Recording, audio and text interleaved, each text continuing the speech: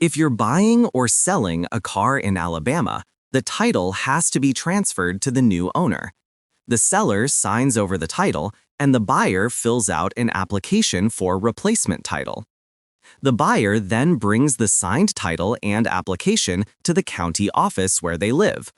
Along with that, you'll need proof of Alabama car insurance, a valid driver's license, proof of residency, and payment for fees and taxes. When filling out the forms, make sure to include the VIN, the odometer reading, the sale price, and the date of the sale. Everyone listed on the old title has to sign, and if the buyer wants more than one name on the new title, all of those people need to sign too. Both the buyer and seller should go to the county office together. This helps avoid issues with missing signatures or incomplete paperwork.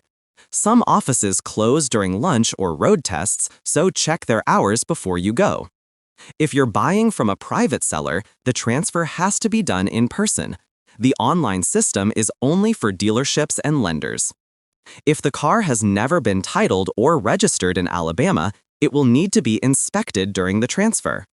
If it's already titled in Alabama and just moving to a different county, no inspection is required. The title transfer fee is $18 plus sales tax. For private sales, the tax is 2.6% of the purchase price. For dealer sales, it's 3.1%. Some counties may add extra fees for registration and plates. Ask your county office what forms of payment they accept so you're prepared. Accuracy is important. Don't use whiteout or try to correct mistakes on the title. If something is wrong, take it to the county office. You may need to request a duplicate title before the transfer can continue. Finally, remember that you have 20 days from the date of purchase to transfer the title and register the vehicle.